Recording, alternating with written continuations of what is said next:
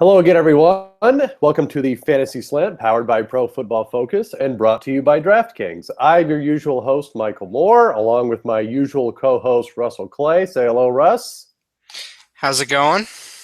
All right, Russ. So for this week's edition of the Fantasy Slant, we'll do our usual news and notes section as we always do, and seemingly can't get away from all the injury news. So we'll do that first. Because there's going to be, I think, a couple guys that will have a fairly significant impact, especially with fantasy playoffs coming up. So we'll look at that first. We will then do a fantasy redraft for the 2015 season, which will be interesting. And I think some people might not realize just how good certain players have been, but you'll be surprised, I assure you. And I will just tell you right now, I will not take Gary Barnidge of the first round as much as I want to, but we'll get to that later.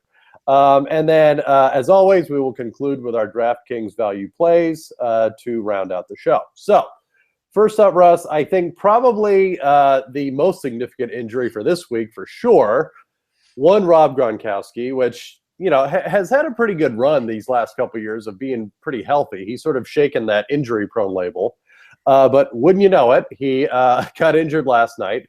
Luckily, I think avoided any serious injury. It looks like maybe a bone bruise, but nonetheless, he is most likely out for this upcoming week, week 13, and potentially more. So first off, Russ, I guess the question is, what does this do for the Patriots as a whole? What does it do for Tom Brady and the guys around him? I can't confirm that the world stopped last night when It did Rob in Boston, believe Gronkowski's me. leg whipped off a helmet, basically. But man, that was a crazy moment. That all Patriots fans, that's their worst nightmare because they can lose all these other players. It's like Edelman was a big deal, Amendola again, big deal, Dion Lewis again, big deal, but they can get by without them. They cannot lose Gronk. Right. It came out today that he's basically fine. He's got a strain, no real damage, so he'll be back. But yeah, the next few weeks, I can't imagine they're going to use him a lot. They're going to limit him even if he's out there. So he's still Gronk, so the touchdown potential's still there. But this lowers the ceiling of, most importantly, Brady. He's been moving down with each week as his weapons get sort of taken away, but now it's like, all right, he's great, but there's just nothing out there right now. They literally have two receivers right now. Like healthy receivers. On the roster, yeah. Not even good receivers, just healthy receivers. Well, and yeah, you bring up a good point because the Patriots are so far ahead of everyone else in the AFC East that, and look, the Patriots aren't dumb. They're not going to put them out there if it risks the ultimate goal, which is the Super Bowl for them. And, with a 3 or 4 game lead in the AFC East, why would they risk it if you're an actual NFL team? So I think if you've got Gronk on your fantasy team, I mean, you really got to, I think, start making other plans for fantasy playoffs, right, Russ? I mean, yeah. So let's get to that. So you've got Scott Chandler now, who will be probably at the very top of everyone's waiver wire additions this week, because I can't imagine anyone owning him before now. Where do you put him then, Scott Chandler, as far as fantasy relevancy the rest of the way? I mean, if you were a Gronk owner, this is a big blow for you. So do you automatically go out and get Chandler and hope that he can match 75% of his value, 50% of his value? Well, interestingly enough, even when Gronk was in there, they were giving Chandler targets all over the field, including deep targets, which I thought was peculiar, but that was their game plan. So he was already in the game plan before this happened. So I would consider him a tight end one. Other than LaFell, he's got to be the number one option in the passing game at this point. So, yeah, he's definitely, if you have a lot of blind bidding money left or you're first on waivers, he's at least a flex play at this point. And if you need a tight end, he's definitely someone to sub in.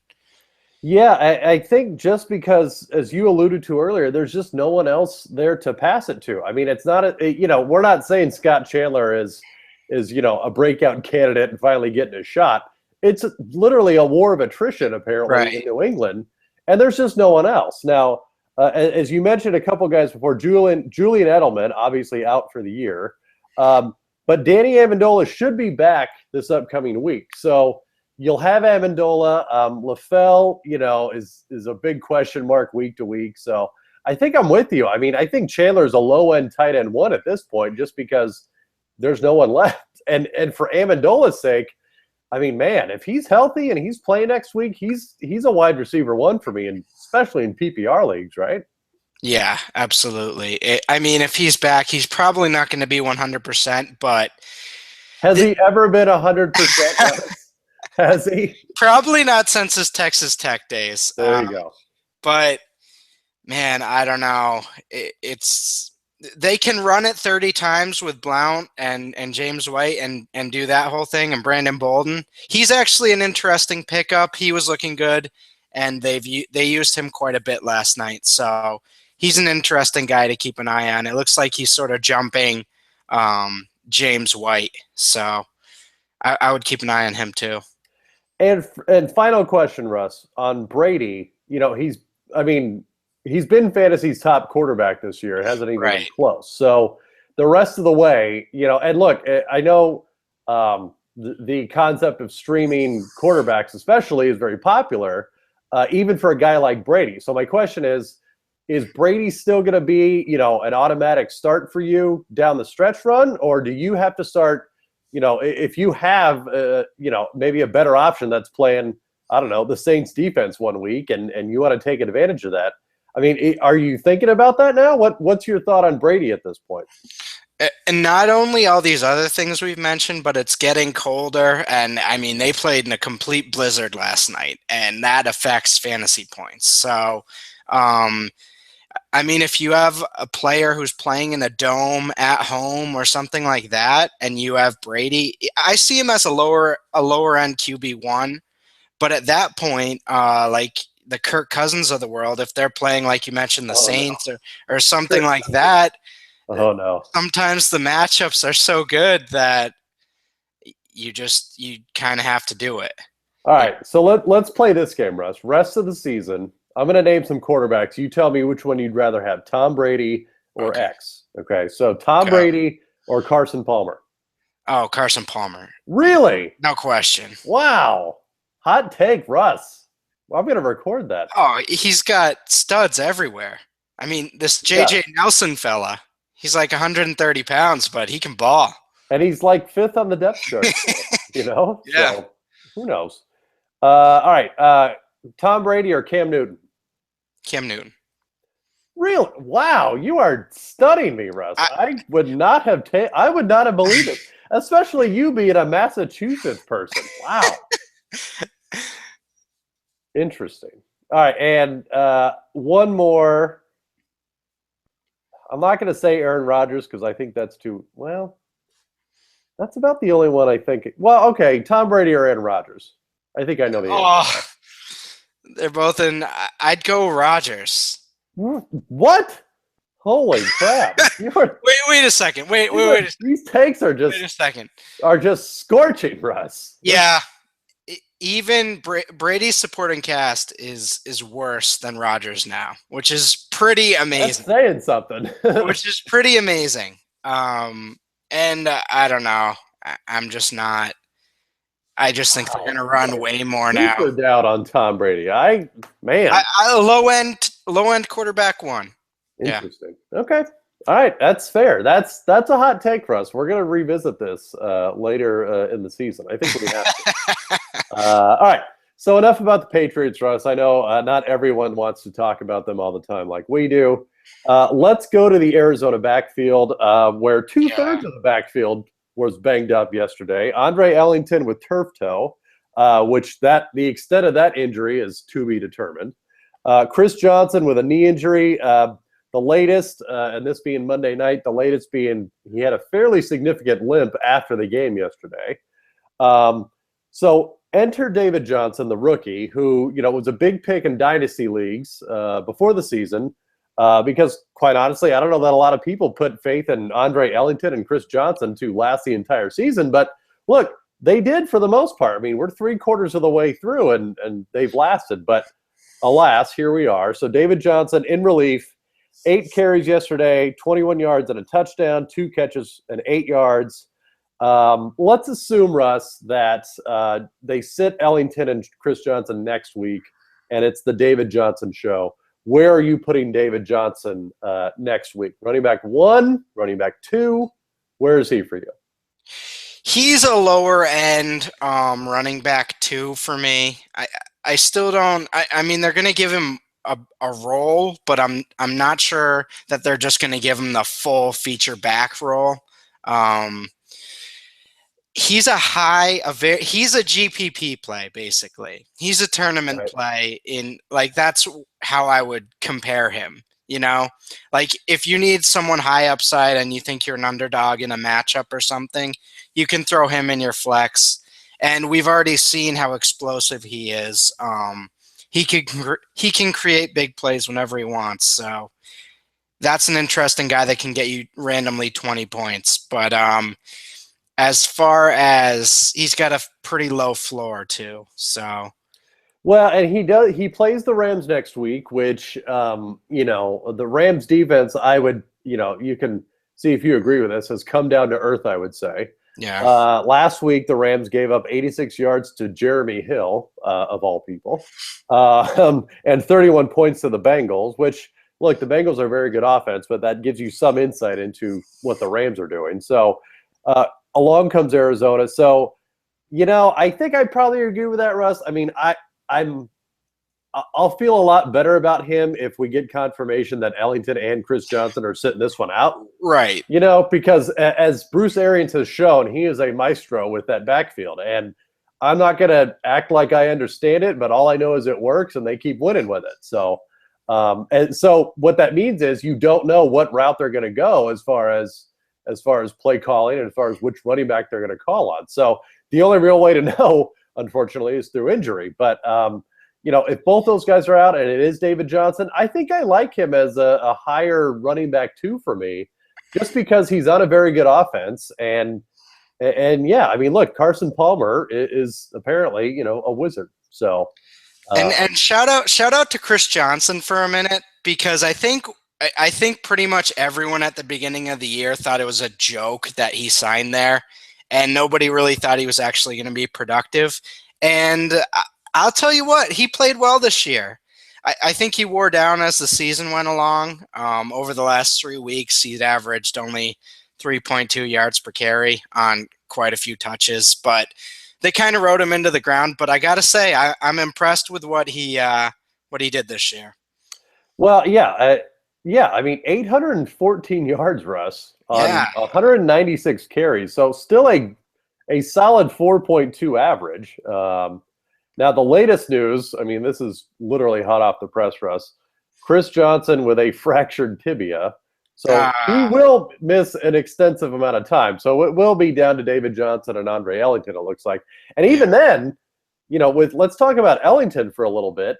Turf toe is not exactly a 1-week injury. That lingers. I mean, that's almost as bad as a hamstring. Yeah. And, it's not as if Andre Ellington was blowing the doors off this year either, but I got to think, man, if Ellington's out for a while and now this Chris Johnson news, I'm going to be buying big on David Johnson, I think. You're the starting running back and borderline workhorse on a very good offense the rest of the way. I think at least, like you said, it's running back 2 consideration. I think all right, hold on. Where would you put him? Well, now with this news, I don't know, man. I mean, if he's truly going to be the workhorse, and assuming they don't sign, somebody off the street like, I don't know, Pierre Thomas. I don't know if he got released yet from San Francisco, but he's borderline on that running back 1-2 line for me, man, the rest of the way. If he's it, and look, he can catch the ball out of the backfield. So especially in PPR leagues, he's got another element to his game. I'm all over that. So you're more almost like not the way people view Thomas Rawls, but like a little below him almost. Yeah, I would put Rawls ahead of him. Again, This is assuming Marshawn Lynch is not playing because, look, as Seattle has shown, they love the workhorse back and they don't like going back. So Because right now we're sort of dealing with all these guys that get the feature roles because of injuries are like running back twos. But then there's like quality running back twos, and then there's like, well, they're getting all the carries. So Right. I would agree if David Johnson starts to get all the carries that he's in that higher end. He can make that 80-yard touchdown run. Yeah, at let's any say point. this. I will put him in the more volume running back two conversation rather than talent running back two conversation. That makes sense? Yeah. So I think I like his situation more than anything, more Okay. than the player, I'd say. So Gotcha. all right. Quickly on to another passing down running back. Real briefly, Ahmad Bradshaw sadly injured his wrist. He will be on the injured reserve again. Fun fact, the third straight season he's ended the season on IR, which is unfortunate. Really starting, though, to, as you have mentioned offline, pick up the slack from a slumping Frank Gore. The last 2 games, he had 7 catches and 3 touchdowns out of the backfield. So he was coming on, and I know you were mentioning Frank Gore's stats the last 2 games. What were those, Russ? Yeah, 33 carries for 58 yards in his last 2 games. So and he's still got Matt Hasselbeck back there, so it's not like defenses are suddenly going to be afraid of Matt Hasselbeck, that they're going to open up some lanes for Frank Gore. So yeah. In terms of an NFL fit, this is a real shame for Ahmad Bradshaw. This is the second year in a row where he came in and played fantastic in that role they put him in, which is basically receiving back and get the tough yards when we hand it off to you. And he's been killing it for 2 years now. And I mean, hey, if he comes back again and he wants to play again, bring him back again next year. I won't doubt him. I just know that he has about a month of shelf life. Yeah, I know. It seems like he's got a half a season at most in terms of touches, but yeah, he looked good again. So, and this was a wrist, right? Yeah, wrist injury. So his presumed replacement, Dan Herron, in that role. Are you buying anything on that? Are you? No, nothing. Zero. Andrew Luck made him look all right last year in the playoffs, I believe.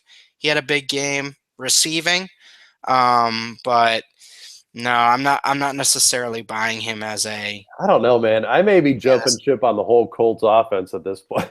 Yeah, they're starting to break down in spectacular fashion, and they're not even they've got competition now in that division. It's not like, oh, they're just a good team in a bad division. They're a bad team in a bad division, and there's other, bad to good teams in there.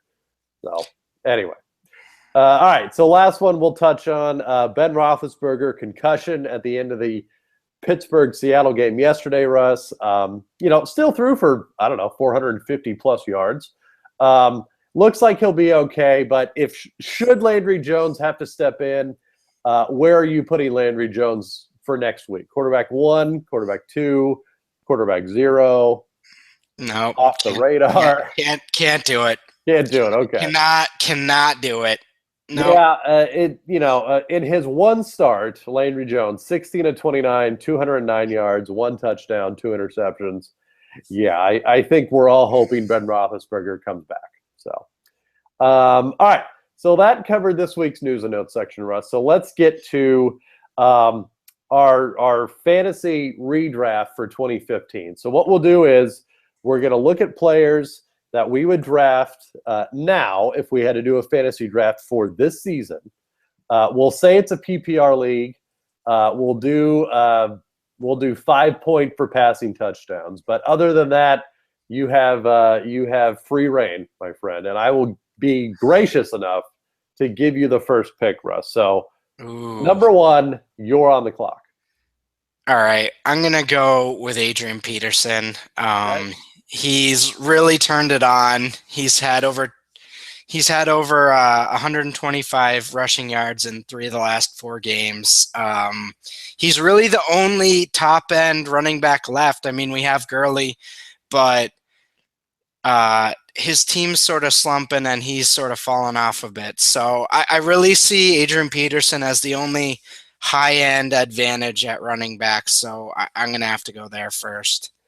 Yeah, and I don't think I can blame you. And I should specify, we're also taking into account injuries too. So guys like Le'Veon Bell and Jamal Charles, we obviously would not take because they got injured earlier this season. So, all right, a solid first choice, and I don't know that anyone can argue with that. He's, like you said, he's been the true workhorse back that has lasted.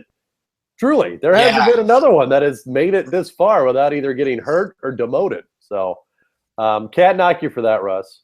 I, however, will go in a different direction. I will go at receiver, and this probably shouldn't take anyone by surprise. Mr. Julio Jones, 11 games so far. This is through 11 games, Russ. This sounds like I'm talking for an entire season. This is 11 games.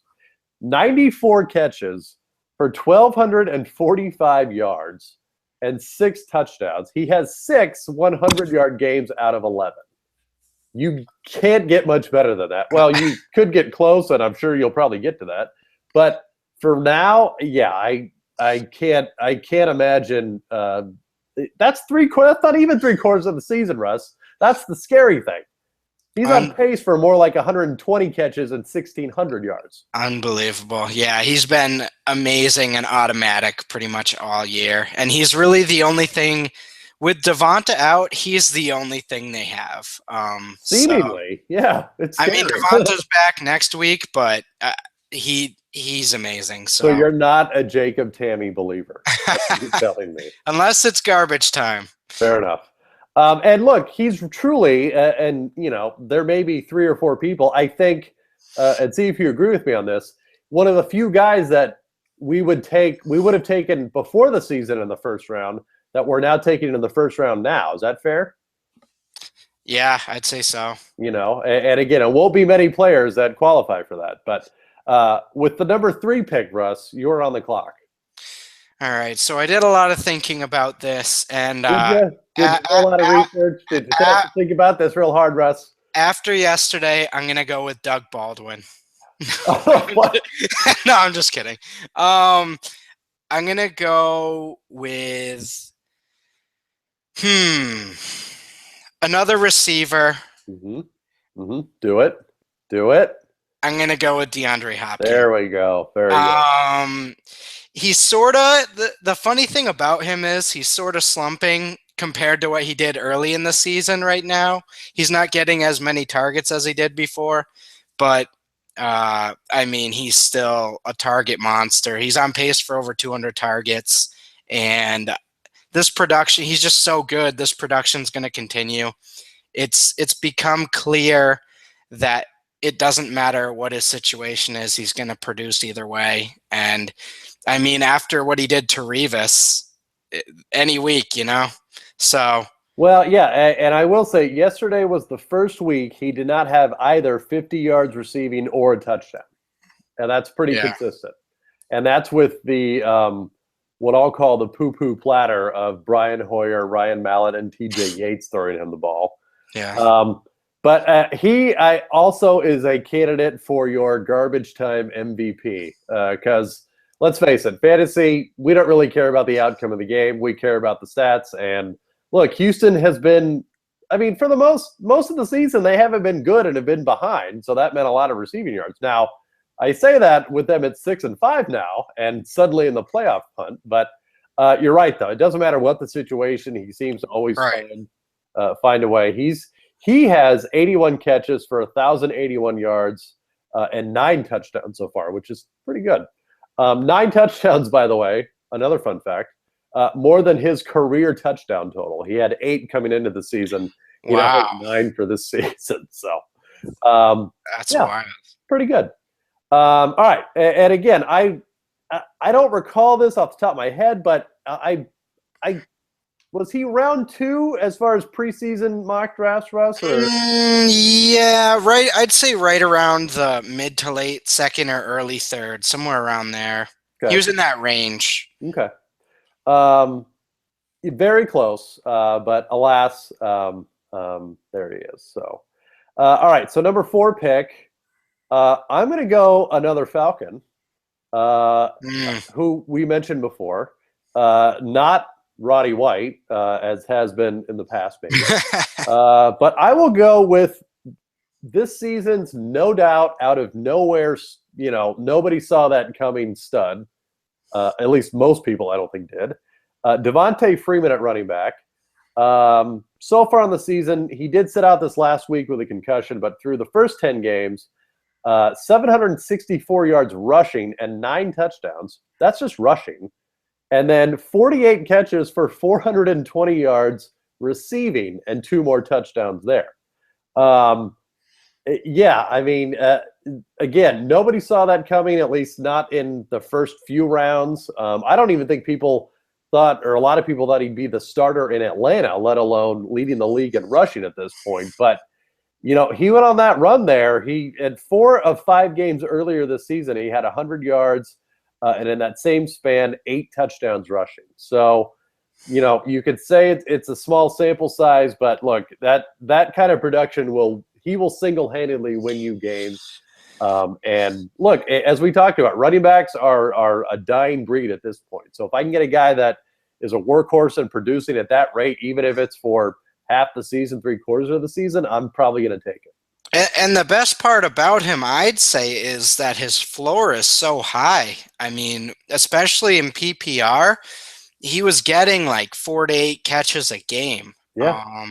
And like in the middle of the season, he was getting 25 touches a game. So Tevin Coleman played all right this week. He had another fumble, but I don't think he did anything to keep Devonta from coming and taking a starting job back. So, yeah, I would plug him in, and he's definitely right there for me. Yeah, and like you said, he's been a PPR machine. I mean, his worst game receiving, 2 catches for 14 yards, but besides that, you've got 3 for 29, 4 for 34, 6 for 43, 7 for 44, and that's a running back. That's not like a receiver that you're hoping has a good day every once in a while. That's your running back, and like you said, that's his floor on receiving. I mean, that's nuts. I mean, that right there is 5, 6, 7 extra points in your fantasy league if you're in a PPR league. So, all right, number 5 pick, Russ, you're up. All right. Well, I'll go with the guy that I was going to pick if I hadn't picked Hopkins, which is Odell Beckham. Him and Hopkins are pretty much on the same, I view them pretty much exactly the same at this point. Odell Beckham's basically almost back to the pace he was last year. I mean, 4 straight games over 100 yards with 5 touchdowns in that span. And another Beckham-esque catch yesterday in Washington. Yeah, incredible. I mean, he's the guy there. Eli goes to him. He loves his number 1 target. He's going to get 10 targets a game. And he's proven that he's matchup proof. So you can plug him in every week, and he's going to get you at least 8 catches for 90 yards, Yeah, seemingly. And I'll admit, I thought the Odell Beckham hype was a little much entering the season. I mean, he was going, top 5 in a lot of fantasy mock drafts. But he's another guy that, look, he was a number 1 pick preseason in fantasy drafts, and he's a number 1 pick now. And I'm with you. I don't think you can argue that. Yeah. So, all right. So that was number 5. So number 6. And I don't know if this is going to be a trend next year, Russ, but I'm going to go receiver again, following your receiver pick. I will go Antonio Brown, who surprisingly is still, top 5 in receiving, but amongst these guys that we've mentioned has sort of been, I don't want to say lost in the shuffle, but maybe not as much attention as has been warranted on him before. But so far this season, 85 catches for 1,192 yards and 5 touchdowns. Obviously a good chunk of that was his 17 for 284 day, which was awesome. And I guarantee you single-handedly won a lot of people games there too. But look, he still has yardage totals of 133, 195, 139, 124, and 108. So I think that his splits with Roethlisberger versus Landry Jones are unbelievable, and that's why it's such a bummer like when Landry Jones is coming in, that's why it's such a bummer for Antonio Brown, because it's like this is his career year. Right. This was going to be his prime season, and with Roethlisberger in there, I mean, who knows how many yards he'd have right now? Probably 14 or 1,500, if we're being completely honest. Like, right, and it's truly scary to think what that offense could be if everyone was healthy all year between Bell and Brown and Roethlisberger. I mean, again, I think everyone was hoping, it would be this perfect storm of stuff for this year that would just set records, but. Sadly, the injuries piled up, and look, it looks like Ben will be okay the rest of the way. So we at least have that. So. Right, he's still a high end wide receiver one, no matter who's throwing to him. But that middle season lull because of Roethlisberger being out is still bugging me. All right, so we're about halfway through, Russ, but now is a good time to bring up DraftKings. You and I were talking about our teams. Offline, we both have several Gary Barnidge shares, which we do. I'm hoping are panning out about now. But nonetheless, millions are being won each week. Every play and every game could take you closer, or me and Russ, to a life-changing payday. Hurry over to DraftKings.com now. Use promo code PFF to play for free with your first deposit in this Sunday's $1 million fantasy football contest. First place takes home $100,000. That's PFF for your free entry now at DraftKings.com. You and I, Russ, will go over some value plays after we are done here. But before we do that, pick number 7 in our redraft. Go. All right. I mentioned him a little bit before. He's struggling right now, but I'm going to pick Todd Gurley. Okay. I love the talent. I think the team's struggling.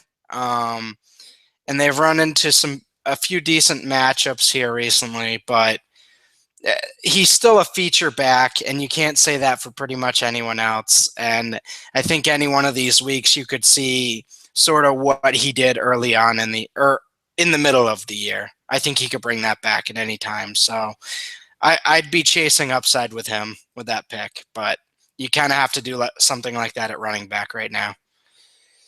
Yeah, there's just not a lot of options there, sadly. And look, like you said, Gurley had that sort of run where we thought, holy crap, he's going to get 100 yards every game. But they're figured out now. The Rams are just figured out. Right. Everyone knows. 9 guys in the box and right. Well, yeah. Throw the ball. But no, you hit on that. That was the exact point I was going to make, which is running backs are very much tied to the players around them and the team around them and just the situation. I mean, like we've touched on, these receivers, look, winning or losing, they're still going to be very involved in the game plan. But running backs, look, Miami's a perfect case of that. If you have an offensive coordinator that's behind, he's just going to dump the run for no explicit reason. And it's really hard to get that back. But, yeah, with Gurley, he had that month where he had no less than 128 yards in a game, which is pretty good. But since then, it truly is tailored off exponentially. 89, 45, 66, and 19 yards yesterday. So it just evaporated.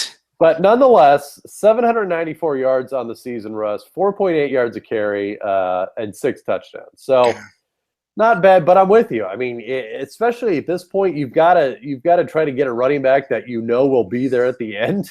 And I think Gurley's one of them. And look, looking ahead to next year, he's going to be a very highly rated running back in drafts. I promise you that much. So.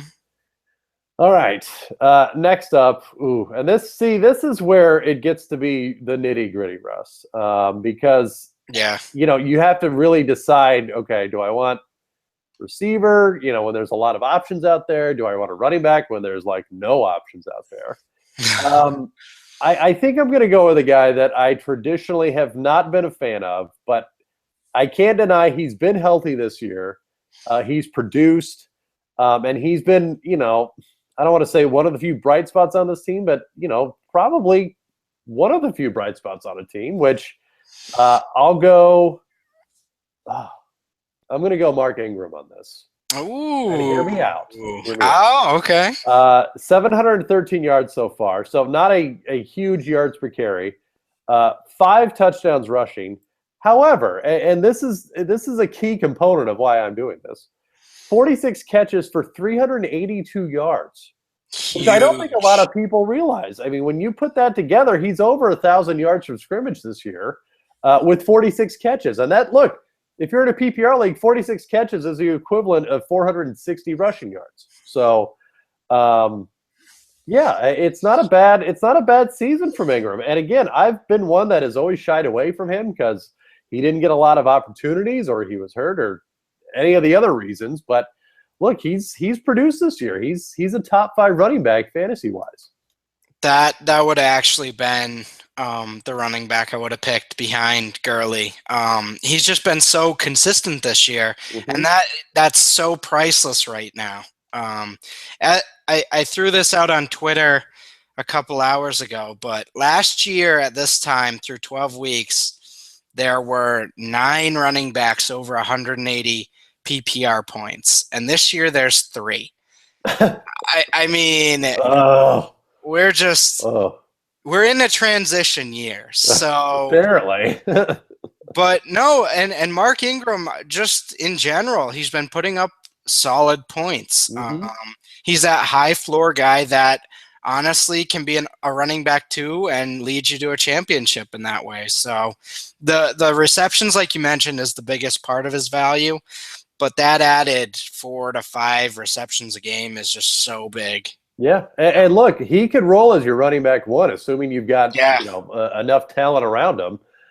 You could roll with that. So, all right. So we are at pick number 9, Russ. You are on the clock. Okay. Yeah. This is tough, Russ. It's tough. Between 3 more receivers for me, but I'm going to go with Larry Fitzgerald. Good choice. He's had a nice comeback year, and he's just the clear number 1 target in a high upside offense. I mean, Carson Palmer is an MVP candidate, and he's throwing for 2 to 3 touchdowns a game. So, yeah, that's the type of wide receivers you want to target, especially talented Hall of Fame ones. You know, when you can find someone like that in an offense like that. Fitz is on pace for like 1,200 or 1,300 yards this year. So, yeah, he's just been a monster. Yeah, and look, it's been welcome. I mean, and again, I don't know. I'm not going to – if you saw this coming, I salute you. But his last 3 seasons, yardage-wise, 798 yards, 954 yards, and 784 yards. Okay?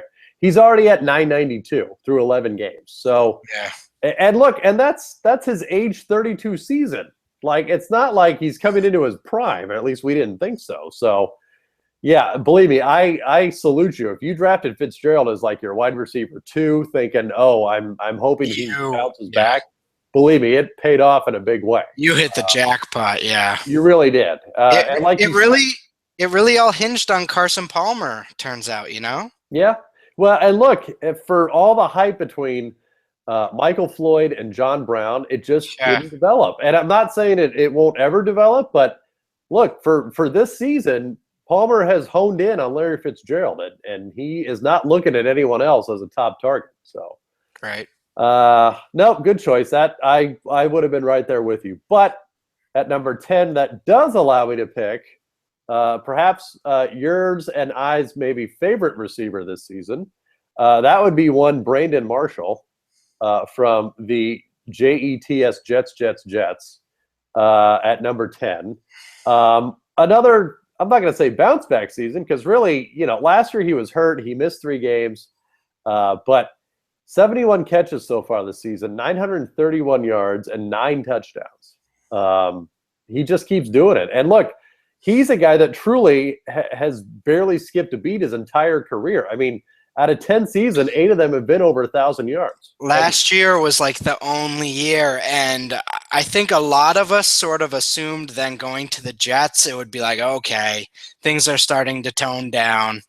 Not toning down at all. He's right back to wide receiver 1 territory.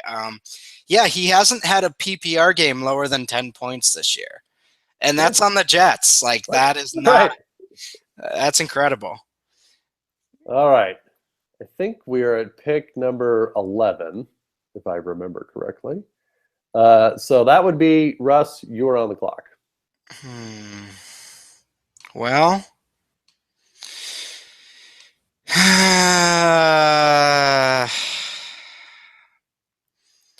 all right. I'm gonna go with a tight end here. A tight end or the tight end? A tight end. Not the tight end. A tight end. Okay, who? Greg Olson. Ooh. Really? Yep. Okay, explain. I need a tight end, and there's no other weekly upside like him. Not Gronkowski. I don't think they're going to use him much at all the rest of the Really? year. Interesting. Yeah. Okay. Wow. Interesting. Okay. Well, and look, I can't really fault you for that. I mean, Greg Olson still is the number one target, seemingly, on the Panthers. And look, he's doing his thing. I mean, whether the Panthers are good or bad, it seems like Greg Olson's production doesn't waver, like at all. You know what I mean? Mm-hmm. Yeah, no, that's kind of what I'm looking at. He's on pace for 1,000 yards again and 8 or 9 touchdowns. And I just want that weekly floor. And I want a tight end to start. So That's okay. I don't blame you. I don't blame you. All right, so that will take us to the last pick, I believe. And this is going to be dicey. Oh God, do I want to go that route? Oh. Do I want to go quarterback, Russ? Do I want to? Talk me out of that. Yes. Talk me out of that. Why? Why would I do that? You gotta make a trash pick like I just did to even things out. Yeah, okay. You know what? I'm still going to go Tom Brady. I'm sorry. Okay. All right. Give your take because I gave mine. So he's the number one quarterback by 30 points so far. Mm-hmm. Rest of the season, look, I think he's still in like Tom Brady pissed off mode, right? Oh, he is. Like it's tangible, it's quantifiable. Don't piss off Tom Brady, or else he will just make you pay. He just will.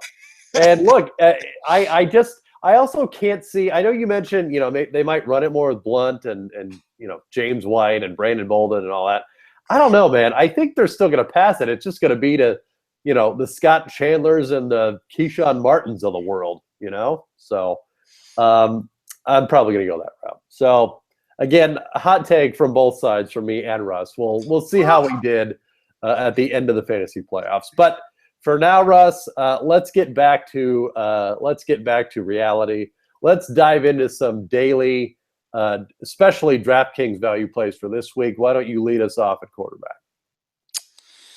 All right. So I'm looking at Andy Dalton again, 6,400 at Cleveland. I just think his floor is so high week to week.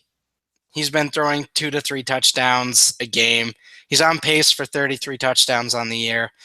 And Cleveland is Cleveland. So that's who I'm looking at there, I think. And then Mariota at home versus Jacksonville. I really like that too. Yeah, and with Dalton, it seems like we've talked about this all season. He's still priced fairly reasonable for what he's doing. I mean, and like I mentioned to you this week, I played Dalton in the Millie Maker on DraftKings. He was 1% owned, and he had 3 touchdowns.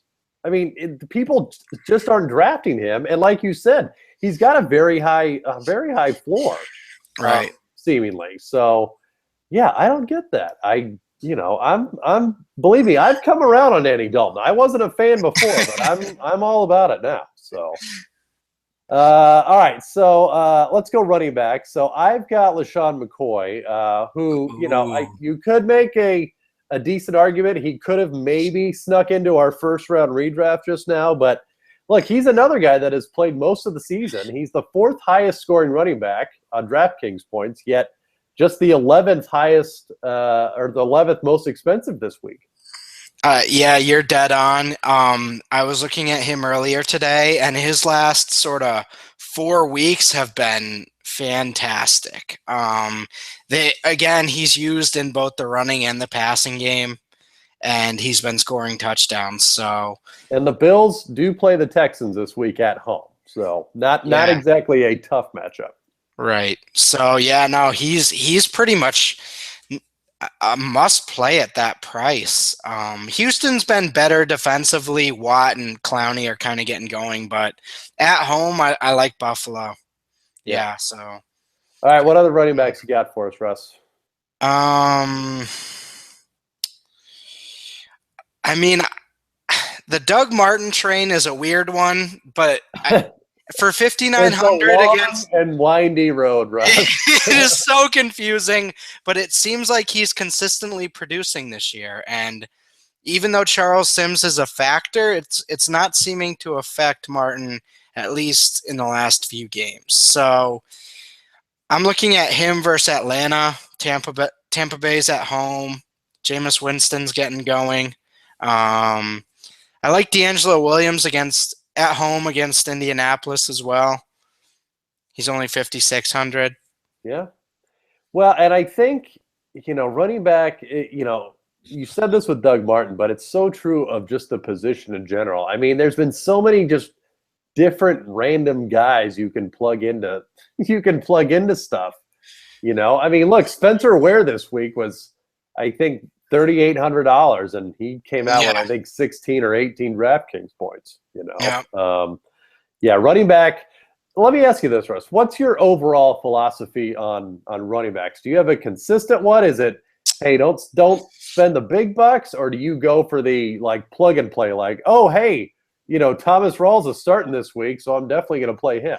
Yeah, generally, I mean, I'm a tournament player more than a cash game player, but I'd say for cash games especially, you want to find those values at running back each week so you can pay up at wide receiver. I mean, the Julios and Odell Beckhams of the world are just so nice to have in your lineups week to week, So, yeah, if you can find whoever's starting randomly this week, those are the guys you look for. In tournaments, sometimes you want to pay up, like Adrian Peterson this last week, because so many people are going to be on the receivers every week, but it hasn't treated you well in general this year, sort of paying up at running back. So it seems like every week, running back especially, I'm looking for whoever the replacement player is, whoever the flavor of the week is for that. That's who I'm plugging in because they're dirt cheap. So, all right, receiver, and a guy we touched on earlier, Brandon Marshall. The 5th highest scoring DraftKings receiver this season, but only the 12th most expensive. And he gets to play the New York Giants defense, Russ, which, as we all know, is not good. So I'm all over that this week. He's going to be in a lot of my lineups, I think. So we talked about New England a little earlier, and I guess this might go against what I just said, but they are playing Philly this week. So if Amendola does play, he's 4,700, and Done. Philadelphia is. Sign me up. Sign me up. I mean, they've given up they gave up the 3-touchdown game to Calvin. I don't even care, Russ. They have no one else they're throwing to. Yeah. Danny Amendola could literally get 20 catches for 50 yards. That could happen. Okay. It's very possible.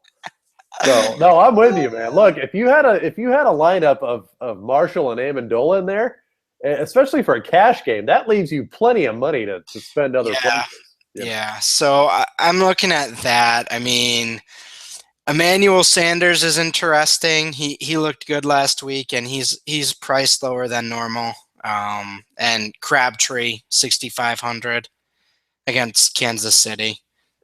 Yeah, Crabtree is a guy that just won't die. I mean, good for him. I mean, he's finally healthy. I mean, last year he was just injured most of the season. And look, again, as a 49er fan, it pains me to say this, but he finally seemingly has a competent quarterback throwing him the ball. So it's not a surprise that Crabtree all of a sudden is doing well. It seems like he found his niche too, as that good second wide receiver. He's the possession guy, which he always should have been. I mean, he's got the hands to be a possession guy, believe me. He's not the deep threat. He's not the go route guy. He's the 5-yard out guy. That's what reliable, maybe break a tackle or two, and they put him in that role. so he doesn't have to be relied upon as like this number one corner target, you know? Right. So, yeah. All right, one more receiver note, just because I thought this was interesting. So Alan Hearns, Jacksonville, probably out this week with a concussion, which means his backups are going to be one of Marquise Lee or Brian Walters at the low price of $3,000. And a fun fact, Russ, that I saw on Twitter, I can't claim this. I don't know who I saw it on Twitter. It may have been Denny Carter. I don't know, but Blake Bortles, and again, this is not my stat, only averaging a half a fantasy point less a week than Aaron Rodgers. Isn't that wild? What a world we live in. I don't want to live in this world. I don't either. Get me out of here. Anyway. But I say all that to say, if they anoint a starter, if they name a starter of Marquise Lee or Brian Walters to replace Alan Hearns this week at $3,000, look, that's your punt play right there. Okay, yeah. Because they pass it around, and like you said, Jacksonville is playing Tennessee, not exactly a top 5 passing defense. So, I would be in on those guys, especially in a tournament punt play situation. So. I agree. Those guys are nice, especially if you're like stacking with Bortles. And then, Julius Thomas. He's probably going to get hurt, but he had a nice game last week. It will be his one good game of the whole season. God, I know, but speaking of tight ends, Russ, which that we're just wading into the abyss as far as tight ends go this year. But I'm going to go Travis Kelce at 4,700. It seems like, and believe me, correct me if I'm wrong or you disagree, it seems like sans Gronk, he has Kelce the highest ceiling of any tight end. Was that fair? Yes. Okay. Don't get me wrong. I'm not saying his floor is very high, but it does seem like they are finally conceding that they should throw it to him 5 or 6 times a game. And luckily, some of the time it's in the end zone, so he is getting some touchdowns off of it. But, yeah, to me, again, like you and I have talked about, if all the tight ends on paper look the same and the price is the same, I'm going to go with the guy that maybe gives me the best chance to bust out of that, and that would be Kelce for me. Yeah, I like him as a play, especially against Oakland. They had been better against tight ends, but they're still a really weak defense in general. So I like that as a matchup for him. As I mentioned, Julius Thomas is only 4,000. And if Hearns is out, he's going to be looking for other people. So, I still love Delaney and Gary Barnidge in that. They're a little more expensive now, but I'm just going to keep throwing them in there until they fail, And believe me, I can't blame you on that. And if anything, I view those guys as more a safer cash game play than a Kelce even. Absolutely. Look, Kelce could have a 2 for 13 game just as easily as a 5 for 102 touchdowns. But like you said, Walker is consistently a target of Mariota, as he should be. And same thing with Barnidge. Right. Barnidge has a very low floor this season. Believe me, it's hard to believe, but it's true. And just for the fans at home, your Gary Barnidge update up to the minute. There are 4 minutes left in the second quarter, Russ. Gary Barnidge is at 4 for 47. So there you go. Woo! Not bad. So anyway, but that concludes, Russ, another edition of the Fantasy Slant. We will be back next week on the same day, same time. Until then, we will see you all next time.